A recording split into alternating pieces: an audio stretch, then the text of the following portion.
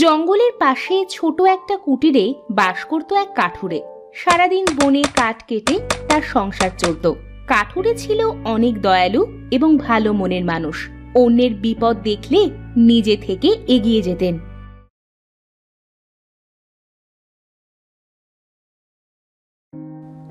ধন্যবাদ বাবা, এতটা পথ আমার কাঠগুলো নিয়ে এসে দেওয়ার জন্য। ধন্যবাদ দিচ্ছেন কেন বুড়িমা? একজন মানুষ অন্য আরেকজনের দিকে এগিয়ে আসবে, এটাই তো স্বাভাবিক। ওপরওয়ালা তোমার মঙ্গল করুক বাবা, বেঁচে থাকো। এবার আমি আসি গো বুড়িমা। কাঠুরে এই বলে তার বাড়ির দিকে রওনা দেয়। রাস্তা দিয়ে যাওয়ার সময় একটা কুকুরকে রাস্তায় অসুস্থ হয়ে পড়ে থাকতে দেখে তার কাছে এগিয়ে যায়। আহারে, কুকুরটাকে কে এইভাবে মেরেছে? ইস, কত রক্ত বের হচ্ছে। এক্ষুনি রক্ত বন্ধ না করলে কুকুরটা মনে হয় মারা যাবে। এই বলে কাঠুরে রাস্তার পাশে লতাপাতা দিয়ে ওষুধ তৈরি করে আর সেটা কুকুরটার ক্ষত স্থানে লাগিয়ে দেয়। এই তো হয়েছে, নে এবার তোর আর কোনো ভয় নেই, ঠিক হয়ে যাবি। ধন্যবাদ কাঠুরে ভাই, তুমি অনেক ভালো, তোমার মঙ্গল হোক। এরপর কাঠুরে তার বাড়িতে ফিরে আসে।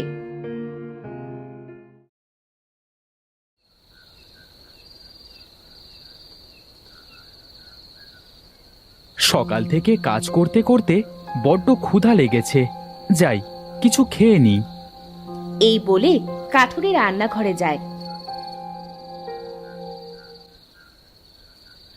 ভাতের হাঁড়ি হাতে নিয়ে দেখে হাঁড়িতে কোনো ভাত নেই।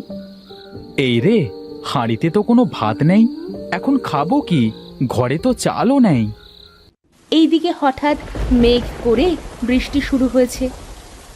এই রে, বাইরে তো বৃষ্টি শুরু হয়ে গেল, এখন বাজারে যাব কি করে? আজ মনে হয় আর ভাত খাওয়া হবে না। যাই, এক গ্লাস জল খেয়ে শুয়ে পড়ি।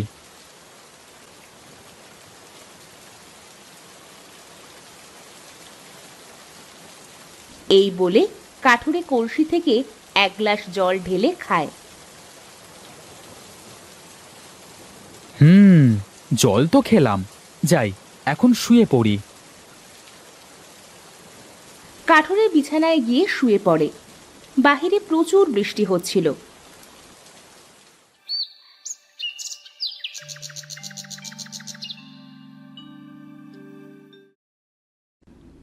পরের দিন সকালে কাঠুরে ঘুম থেকে উঠে, এই রে, অনেক বেলা হয়ে গেছে মনে হচ্ছে। যাই যাই, তাড়াতাড়ি জঙ্গলে গিয়ে কাঠ কেটে বাজারে যেতে হবে। এই বলে কাঠুরে জঙ্গলে যায়।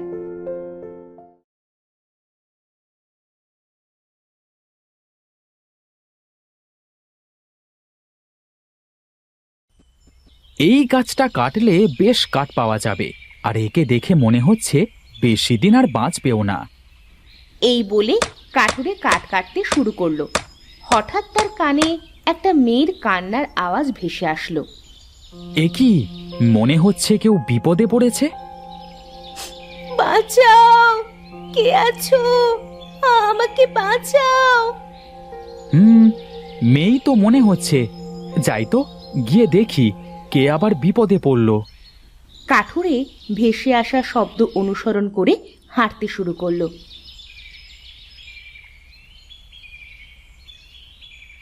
কই, কাউকে তো দেখতে পাচ্ছি না। মনে তো হচ্ছিল এই দিক থেকেই কান্নার আওয়াজ আসছিল। বাঁচাও, কে আছো?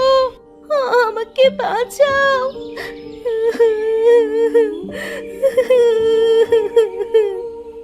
ওই দিক থেকে শব্দটা আসছে বলে মনে হচ্ছে। যাই, এগিয়ে যাই।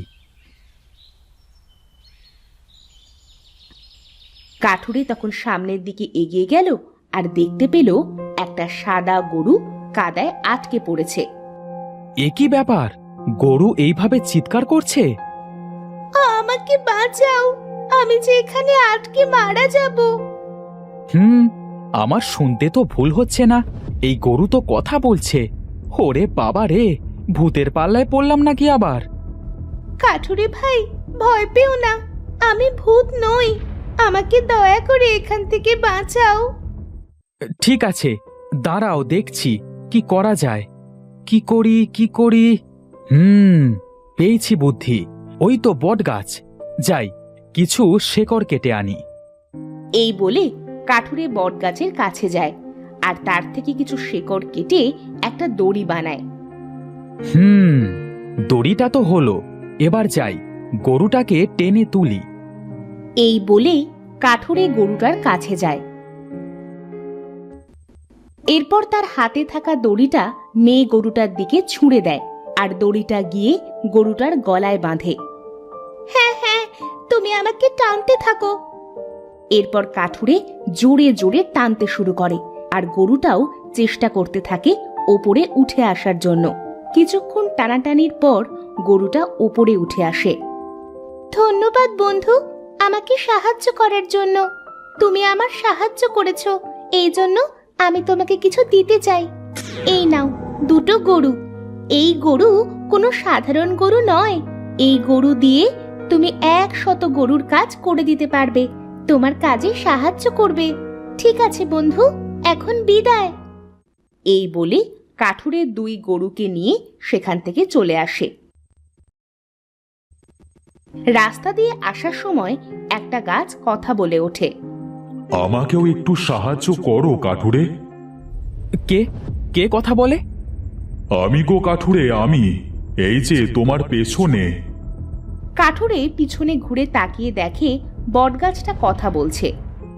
দেখো না, আমার গায়ে কত লতা পাতায় ভরে গেছে, একটু পরিষ্কার করে দেবে? খুব উপকৃত হতাম বন্ধু। ঠিক আছে, আমি তোমার গা থেকে সব লতাপাতা পরিষ্কার করে দিচ্ছি। এই বলে কাঠুরে বটগাছের গা থেকে সব লতাপাতা পরিষ্কার করে দেয়। তোমাকে ধন্যবাদ কাঠুরে বন্ধু। এটা তো আমার কর্তব্য। আমার জন্য দোয়া করো বটবৃক্ষ, আমি যেন সকলের উপকার করতে পারি। অবশ্যই, তোমার প্রতি আমার সব সময় দোয়া থাকবে, তুমি যাতে সকলের উপকার করতে পারো। আর হ্যাঁ, এই নাও একটা সোনালী গরুর গাড়ি। এখন থেকে তুমি এতে করে বন থেকে কাঠ কেটে নিয়ে যেতে পারবে। তোমাকে অনেক ধন্যবাদ বটবৃক্ষ বন্ধু, আমি এখন আসি বন্ধু। এরপর কাঠুরে সোনালী গরুর গাড়ি আর গরু দুটো নিয়ে বাড়ি ফিরে আসে। যাক, ভালোই হলো। এতদিন মাথায় করে কাঠ টানতে খুব কষ্ট হতো, এখন থেকে এই গরুর গাড়িতে করে কাঠ আনতে পারবো।